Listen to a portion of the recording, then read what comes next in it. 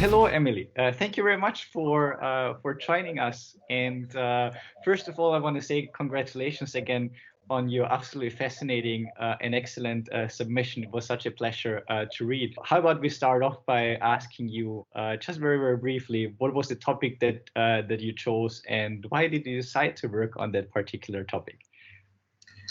The topic I chose was about gendered pricing and the gender price disparity.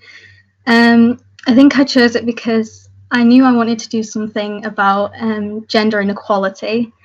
When I first looked at the assignment, because it was a social issue and it's one that I feel quite connected to because I am a feminist, and I do like to look at gender inequality as a whole. And when I thought about it, I was like, it's probably not specific enough for me to just do it as like a whole entire issue. So then I was like looking into what I could really relate to in my life, and I noticed about the financial impact of using female gendered products.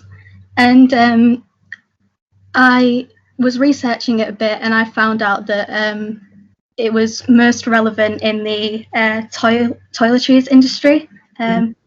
So I thought I'll specifically focus on that, since that's where the problem lies the most. And it was just really interesting looking into it and seeing where all the different things, because you kind of think about it in terms of like cosmetics and skincare products and stuff, but you don't really think about it in terms of like shampoo or other items. It was interesting from that point, and relating it to my real life experiences I found was easy to do, so it seemed like a really good topic for me to choose. The data that you collected, so you had to collect 3 types of data, so qualitative data, quantitative data, so a survey and an interview, and then also visual data. Do you want to tell us a bit about any of those particular types of data that you collected? So I found that collecting the photographs of visual data was like the most fun thing for me to do in this, because I really like photography outside of this whole course anyway. So I found that really interesting and really cool, because, well, I'd done it before in the photo essay, but doing it again was like really good. And creating the surveys and the interviews was also like really interesting, because it was kind of like a new skill that I was learning, how to phrase questions and how to expand on what the interviewee said and stuff. So that was really insightful, because I liked the whole assignment. It was like learning all these new different things, with the ethics and the way that you researched, and conducting your own research is also like really fulfilling, because you kind of get to see those ideas that you have translate into other people's lives, and you also get to see the opposite side of it as well, if people have like different views to what you originally thought. Like I did one question about pressure to remove your body hair, and I was expecting like basically all of the women to say that they felt pressure, but it was actually closer, the amount of women that didn't as the amount of women that did feel pressure. But that was really interesting to me, because some of my things were proved and some of them were disproved, and it was cool to see that, because then you kind of get this more well-rounded view of how people really feel that the issue is connected to their lives. You already mentioned one of sort of the surprising insights or results that you had as a result of your research project. Is there anything else that you found interesting, or that kind of might have proved sort of your initial assumptions that you went into this research project based on, you know, what people told you in the survey or in the interview?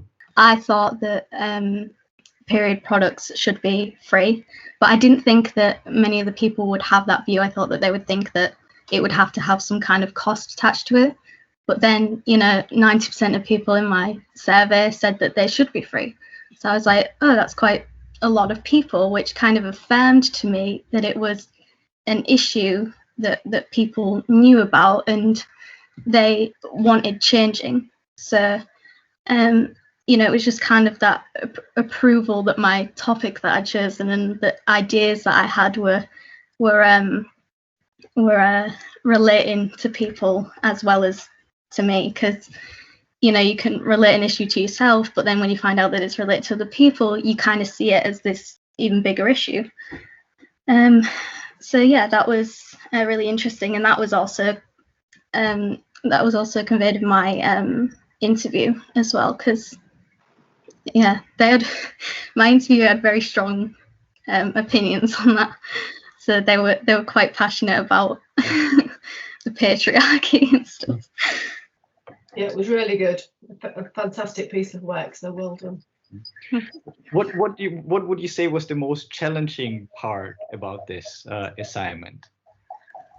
I would probably say the ethics part, because I don't think, well, I've come across ethics before, but I'd never really had to consider them for like my own research. So it was kind of like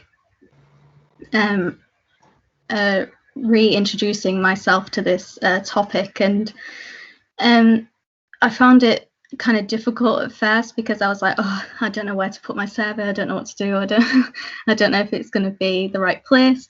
But then, you know, I figured it out, and that was kind of like, I enjoyed doing that because I enjoyed facing the challenges of the assignment, because, you know, it allowed me to learn these new skills and to consider these new things that I was like coming across. And yeah, so while I would say that it was a challenge, it was also like, it was very fulfilling when you realize that you like got it right and you did it well, and you know, you can take that into the future as well, you know, in your dissertation and stuff like that. So yeah. What would you say, sort of to kind of round things up, what would you say was the most rewarding thing about this assignment? And would you have like any tips for students taking the module next year?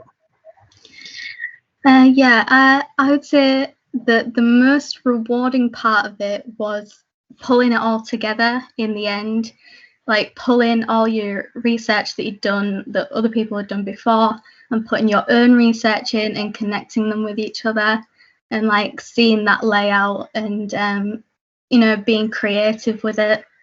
I think that was really rewarding, because, you know, you kind of feel like you've done a full piece of work with all these different elements, and that it's engaging and it's different, and that it's unique.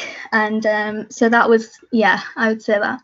And, you know, even if you're doing this assignment, I would say, you know, don't worry about those visual elements so much, that creative side of it, because I think as long as you know your data, then you can present it in a way that makes sense, and that is really what it needs to be about. It's like clarity. It doesn't have to like really look pretty and you know that, but yeah, definitely just don't worry too much about that, but make sure that you obviously leave enough time to do that.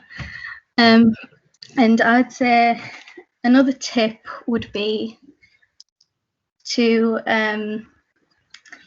really focus your topic in on a very kind of specific issue, so that it's an original idea, and that you don't have to talk about too many things, because then it becomes like overwhelming.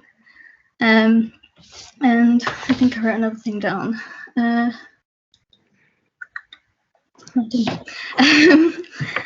But yeah, that's kind of what I would say. But just, yeah, have fun with it, because it is a fun thing to do, and there's so many different things, and it's very engaging, and you know, you do it over a long period of time and you can come back to it and you can discover new things. So yeah. Oh, thanks, Emily. That's really nice.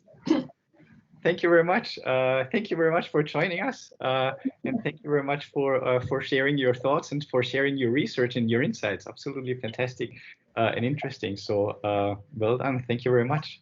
Thank you.